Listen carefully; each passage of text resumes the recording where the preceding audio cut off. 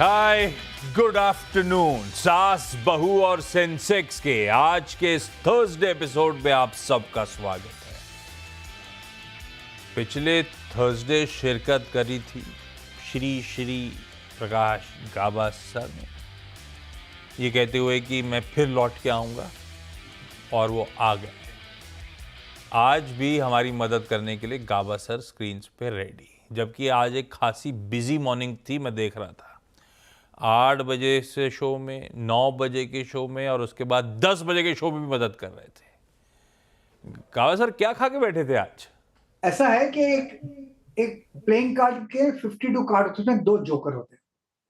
Joker कहीं भी चल जाते हैं, बस वही है। आज जरूरत पड़ी तो मैं कभी भी ना नहीं बोलता अपने चैनल के लिए।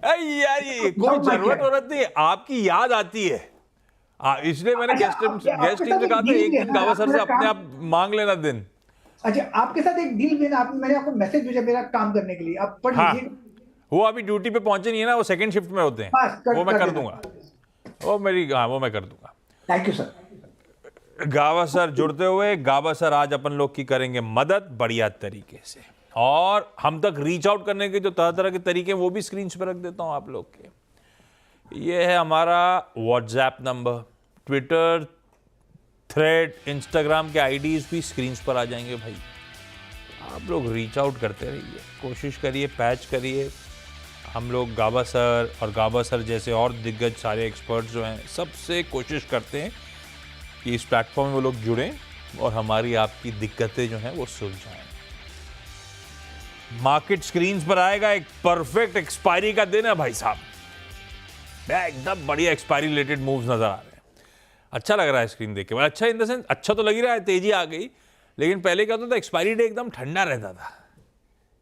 वो हर वीकली होती थी, तो बैंक निफ्टी एक दिन पहले निपटती थी, तो उधर ही मूव आ जाते ज्यादातर। आज का दिन फीका रहता था। आज देखिए प्योर एक्सपायरी, पूरे हफ्ते कुछ करने को नहीं मिला बाजार को, तो आज मस्त है।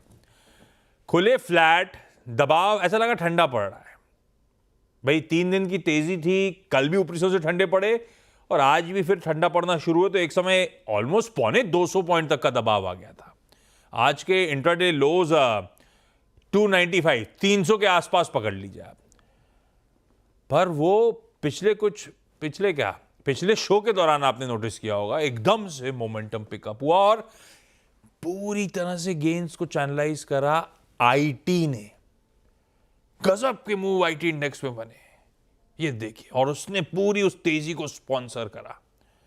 नहीं, ऐसा नहीं कि बैंक निफ्टी कंट्रीब्यूट नहीं कर रहा है, bank Nifty in tandem move कर रहा है निफ्टी के, पर वो थ्रस्ट जो जनरेट हो रहा है आज आईटी की तरफ से हो रहा है। लग रहा था सुबह इस तरह के समीकरण। सुबह अपन ने इन्फोसिस पे चर्चा भी करी थी। इन्फोसिस का स्टॉक लेकर आइएगा स्क्रीन पे। आज की मोमेंटम को इसी दिग्गज, इसी हेवीवेट ने लीड करा है भाई साहब। 1.5% ऑफ इन्फोसिस, और ये देखिए जैसे ही ये मूव करा, आईटी इंडेक्स मूव करा, वैसे ही निफ्टी ने भी तेजी दिखाई। तो कहां वो 24,300 वाला 24,600 के ऊपर अब ट्रेड कर रहा है। 300 पॉइंट इंट्राडे में बढ़िया रिकवरी। 300 पॉइंट मतलब हो गए ऑलमोस्ट 1.25% के गेन पिछले 15-20 मिनट में भारतीय बाजारों ने दिखाए। इस तरह का मूव है। ना सिर्फ ऐसे, एक बार कंट्रीब्यूशन प्लेट रखिएगा। इन्फोसिस बिल्कुल कंट्रीब्यूट कर रहा है। जब हेवीवेट 1.5% उठेगा तो सब मूड माहौल बदलेगा। इन्फोसिस के अलावा भी लेकिन पिक्चर देखिए आप। हेवीवेट्स में रिलायंस है, ICICI bank, HDFC bank, TCS थोड़ा सा नीचे उतरेंगे, सब कंट्रीब्यूट कर रहे हैं पॉजिटिवली। पिछले कुछ दिनों से एफआईएस की बाइंग कैश में वो दिखा रही है कुछ स्टॉक इंडिविजुअल इंपैक्ट। अब आज होगी कि नहीं होगी मुझे नहीं पता, लेकिन स्क्रीन दिखा रही है बढ़िया बाइंग है। दिग्गजों के थ्रू ये पूरा तेजी स्पॉन्सर हो रही है। ब्रेथ हर दिन पॉजिटिव थी, आज भी पॉजिटिव है। हालांकि आज उस तरह से रिजॉइस नहीं कर रहे ब्रेथ के फ्रंट पे हम लोग। आज थोड़ा सा डावाडोल मामला है, लेकिन एज वी स्पीक 5:4 का रेशियो एडवांसेस के फेवर में, यानी कि हर 9 स्टॉक्स में से 4 लाल में तो 5 हरे में ट्रेड कर रहे हैं। पर हम बार बार ठंडे पड़, वो तो अच्छा है कि टेक्सचर तेजी का है। अदरवाइज ये 24,500, 24,600, 24,700 जिस तरह के राइटर्स का जोन है, ये फंसने वाला जोन है। पर बार बार नीचे से थ्रस्ट जनरेट हो रहा है। अब हम 24,600 के आसपास खड़े हुए हैं और 24,700 में भी सामने बड़े राइटर्स का एक्टिव जोन है। गाबा सर, ऐसे में क्या व्यू बन रहा है निफ्टी को लेकर? बढ़िया मूव तो ऑलरेडी स्क्रीन पे प्ले आउट होते हुए देखे हैं, पर आप मान रहे हो क्या ये जो कंजेशन जोन या राइटर्स के जोन हैं, इसको पार करने का दमखम ये बाजार रखता है, तेजी और तूल पकड़ सकती है? कि ऐसा था कि निफ्टी में जो इंपॉर्टेंट रेसिस्टेंस था वो था, फ्यूचर की बात कर रहा हूँ, 25,500, और वो पार किया दिल से। तो दिल से पार करना बहुत जरूरी है। नॉर्मली अगर यहां पर भी बंद देता है और ये सस्टेन करता है कल, तो हम कहेंगे ये ब्रेकआउट। इस ब्रेकआउट का फायदा क्या होगा? 1,000 पॉइंट की तेजी। यस, मैं रिपीट करता हूं, 1,000 पॉइंट की तेजी। थोड़ा रेसिस्टेंस रहेगा 25,200 के आसपास, फिर वहां पर से फिर निकलेगा, फिर करीब और आपको मिलना चाहिए, लेकिन थोड़ा रेसिस्टेंस रहेगा 25,200 के आसपास। लेकिन लगता है ये मूव अच्छा है, खाली इसको कल सस्टेन कर ले बस, और कुछ नहीं। We are back into goods.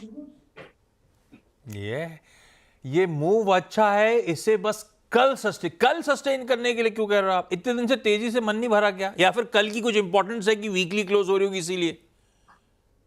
मुझे नहीं लगता, क्योंकि बैंक निफ्टी ने कल बहुत बढ़िया ब्रेकआउट मिल चुका था, वो एक पहल कर चुका था, आज निफ्टी ने दे दिया। अगर वीकली एक्सपायरी होती तो फिर उसका इंपैक्ट बैंक निफ्टी में कल ब्रेकआउट नहीं मिलता ना, उसका आज मिलता, फिर हम कह सकते हैं दोनों फेक हो सकते हैं। लेकिन कल तो उसने दे दिया था, मैं जा रहा हूं, तुमको आना है, आ जाओ। उसने बुलाया भी था, वो बुला रही थी, आप ही नहीं गए।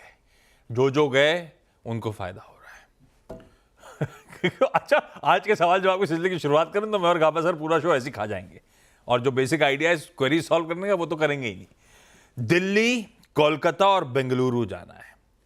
शुरुआत दिल्ली से करी जाए। सुधा शर्मा मैम स्क्रीन पे। सुधा मैम, हाय, गुड आफ्टरनून। सुधा मैम, आज की पहली क्वेरी कौन सी, पहला सवाल कौन सा?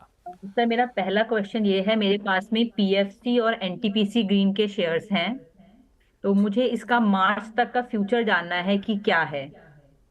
एक काम करें, पहले पीएफसी कितनी क्वांटिटी किस भाव पे ले रखी है सुधा मैम? जी, मेरे पास 70 शेयर्स हैं, और मैंने आप ही का शो देख के इसको जून जुलाई में परचेज किया था। इनिशियली 570 पे लिया था, लेटर ऑन मैंने इसको एवरेज आउट करके अभी 520 का रेट चल रहा है मेरे पास में। चैनल को देख के ही आपने इसमें खरीदारी करी थी और गिर गया उसके बाद ये स्टॉक, तो आपने नीचे एवरेज भी कर लिया। अब आपके औसतन खरीद भाव है 529 का, पर आज भी मेरे उस औसत भाव से 20 रुपए नीचे। लेकिन काबा सर, पीएफसी चल तो पड़ा वापस, यस, क्या करना चाहिए? चल तो पड़ा है, एक और अच्छा बढ़िया बेस बना है पीएलसी में, करीब 450 और 500 के बीच में। इससे लगता है ये जाएगा 550 तक, मैटर ऑफ टाइम। जो सेटअप है, सेटअप के हिसाब से जो उसकी चाल नजर आती है, मेरे ख्याल से ये होल्ड के लायक है पीएफसी। बस होल्ड कीजिए, नीचे ऊपर आता रहेगा, वो अच्छी बात है। Just continue holding it PFC. Hold करिए मैम, मूव्स अच्छे देना शुरू कर दिए पीएफसी ने, पेडिग्री भी अच्छी ही है। कोलकाता से भावना अग्रवाल जी। भावना मैम, हाय, गुड आफ्टरनून भावना मैम। भावना मैम, आपका पहला सवाल। नमस्कार, पैनल के में उपस्थित सभी लोगों को मेरा बहुत बहुत नमस्कार। और मैं पूछना चाहती हूँ सुज़लॉन के बारे में। तो मैंने 300 क्वांटिटी ली थी 80 रुपए में, और मुझे पूछना है बीएल के बारे में, जो मैंने 200 लिए थे। 200 पहले सुज़लॉन जब लिया था मैम, तो क्यों, ट्रेडिंग का मन था या सोच उस टाइम पे चल रहा था इसीलिए आप उतरे थे? हाँ, यार फंडामेंटली सोचा था अच्छी लग रही है, लंबी अवधि के लिए लूंगी, किस लॉजिक से लिया था? एक्चुअली ट्रेडिंग के लिए ही लिया था।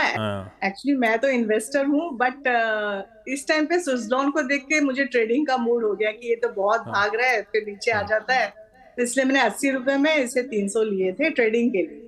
बट ऑलमोस्ट हाइज के आसपास पकड़ ली, तो बात सही है, ट्रेडिंग मोमेंटम बहुत स्ट्रांग था सुज़लॉन में, पर अब वो थोड़ा सा ठंडा पड़ा। लेकिन डिप से अब जब से बाजार का मूड सुधरा है गाबा सर, सुज़लॉन वापस धीरे धीरे बढ़िया इंचअप तो हो रहा है, पर मेरी खरीद है 80 रुपए की, क्या करना चाहिए? एक्चुअली इन्होंने खरीदा गलत जगह पे। स्टॉक का जगह तो खरीदने के लिए आपको याद नहीं होगा, ध्यान हो गया पता नहीं मुझे, हमने इसका जब लिया था उसका फर्स्ट टेक्निकल टारगेट 28 रुपया था, वो अचीव हुआ। उसके बाद से 35 था सेकंड टेक्निकल टारगेट, वो भी अचीव हुआ। थर्ड टेक्निकल टारगेट था 96, मैंने कहा था कि 100 के आसपास चला जाएगा। यस, और वो ध्यान में मतलब रटा हुआ है मुझे, चाचा भतीजा निफ्टी के समय में जब अपन बातचीत करते थे, तब सुज़लॉन पे बार बार चर्चा हुई थी।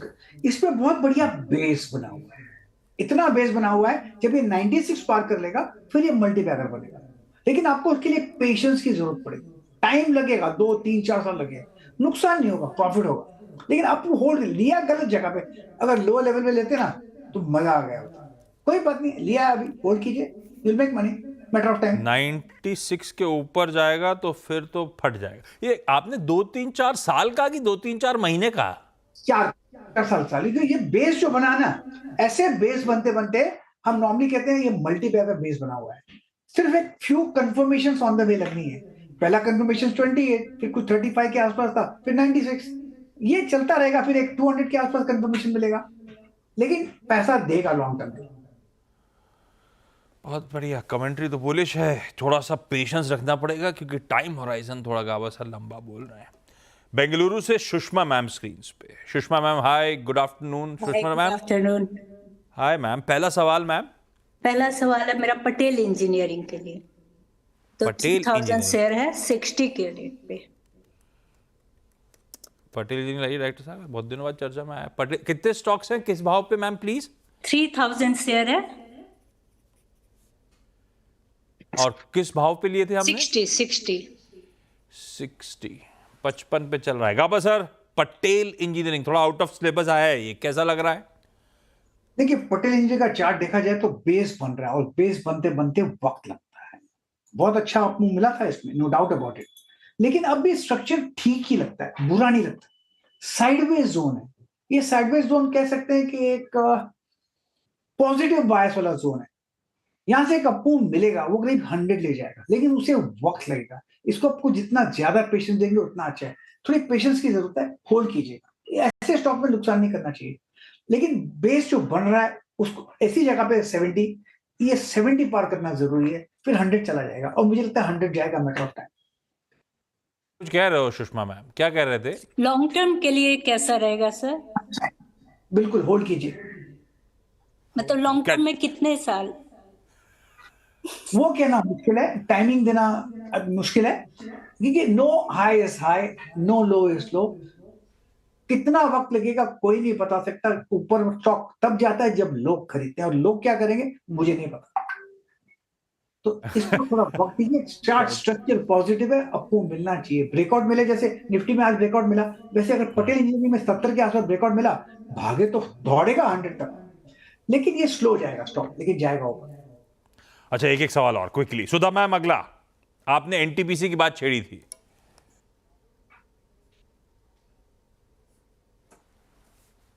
मैम आप म्यूट पे हो, अनम्यूट करो प्लीज। हाँ जी सर, मेरे पास एनटीपीसी ग्रीन का आईपीओ अलॉट हुआ है, तो मुझे इसको क्या करना चाहिए? मुझे इसको रखना चाहिए या और बाइंग करूं या सेल आउट कर दूं? मतलब एग्जिट पॉइंट क्या होना चाहिए इस पे मुझे? एनटीपीसी ग्रीन, गावा सर, है बहुत ही रीसेंट लिस्टिंग, लेकिन आपके लिए 2 दिन भी काफी रहते हैं। कैसा स्टैक्ड अप लग रहा है? बढ़िया चल गया है वैसे इशू प्राइस से? मेरे ख्याल से इनको होल्ड करना चाहिए। अपमूव मिला है, अपमूव कंटिन्यू भी हो रहा है। सपोर्ट करीब 115 का है, वहां पर जो लिस्टिंग डे है वो अगर टूटा तो निकल जाइए, otherwise give space, breathing space दीजिए और होल्ड कीजिए लॉन्ग टर्म का। अगर पैसे की जरूरत है तो पड़ा है ना आपके पास, पेडिग्री अच्छी है एनटीपीसी ग्रीन। भावना मैम, अगला सवाल। हाँ जी, मेरे पास BEL है 200 at 216। और ये लॉन्ग टर्म के हिसाब से लिया था मैम, या ये भी ट्रेडिंग थी? नहीं, ये लॉन्ग टर्म के लिए। 216, 316 के आसपास आ गया है, बढ़िया रिटर्न्स दे रहा है। गावा सर, रख लें क्या लॉन्ग टर्म के लिए? लॉन्ग टर्म के लिए रखने लायक स्टॉक है। इसका जो चार्ट देखता हूं मैं, जहां से शुरू हुआ है वो हुआ था करीब 30 रुपए से, 30 से 300 10 टाइम्स मल्टीबैगर बन गया। उसके बाद हमने करेक्शन भी देखा इसमें, नो डाउट अबाउट, करीब 5 महीने का करेक्शन देखा, 4-5 महीने का। फिर उसे अपमूव मिला है, वो करेक्टिव था, वो करेक्टिव मूव आया था। इसका मतलब नीचे तो आया था ऊपर जाने के लिए, और फिर अपमूव रिज्यूम हुआ है। अब जब से महाराष्ट्र गवर्नमेंट आई, ये स्टॉक कुछ हरकत में आ गए, और जब ये रिसेंट ऑल टाइम हाई है वो पार कर लेगा तो और अच्छी तेजी देगी। थोड़ा जितना ज्यादा वक्त देंगे अच्छा है। मेरा लक्ष्य 500 का है, और उतना टाइम देना चाहिए जितना भी वक्त लगे। ऐसे स्टॉक 500 जाने की कर सकते हैं, पोटेंशियल रखते हैं, तो होल्ड। चलिए, इस नोट पर Sudha ma'am, Bhavna ma'am, Sushma ma'am, thank you so much आप सबका जुड़ने के लिए। गावा सर, आप बने रहो। अगर कुछ मिले निफ्टी 50 वायदा में कोई ट्रेडिंग वाला आइडिया तो आप बताना ब्रेक के उस पार, नहीं मिले तो अपन ऐसे कुछ चर्चा कर लेंगे। ब्रेक के उस पार मिलते हैं आपसे। ब्रेक के बाद आपका स्वागत है। Gaba sir, SBS stock pick का स्टिंग प्ले आउट करिए। गाबा सर, कुछ मिला क्या? बिल्कुल बिल्कुल, ऐसे कैसे नहीं मिलेगा, ढूंढना मिल जाता है। देखिए स्टॉक जो मुझे बता दूं, हाँ बताइए बताइए। मुझे नया एंट्रेंट है एफएनओ में, स्पेस में, TI industries, tube India trade करा है करीब 3745 पर। मुझे लगता है यहाँ पर एक ट्रेड बनता है, 3700 का स्टॉप लगा चले तो शायद 3900 पॉसिबल है। उसे स्पिल ओवर ट्रेड है आजकल के लिए। ट्यूब इंडिया इन्वेस्टमेंट ना, क्या ट्यूब इन्वेस्टमेंट्स, या ट्यूब इन्वेस्टमेंट्स ऑफ इंडिया शायद पूरा नाम। करेक्ट। बढ़िया, मोरागप्पा ग्रुप की बढ़िया परसेंटेज वाली कंपनी। गाबा सर को आ रही है समय पसंद, इसमें खरीदारी करी जा सकती है। Gaba sir, thank you so much जुड़ने के लिए, थैंक यू सो मच हम सबकी मदद करने के लिए। Love you sir. Love you too Gaba sir. Break के अच्छा ब्रेक पे जाऊं उससे पहले बता दूं, आज 1:27 पे न्यूयॉर्क कंपनी में जब अपनी फिर से मुलाकात होगी तो आज होंगे अर्नब बैनर्जी साहब, सीएट के एमडी और सीईओ। होगी डिटेल में उनसे इनकी कंपनी और इनकी इंडस्ट्री पे चर्चा। नमस्कार।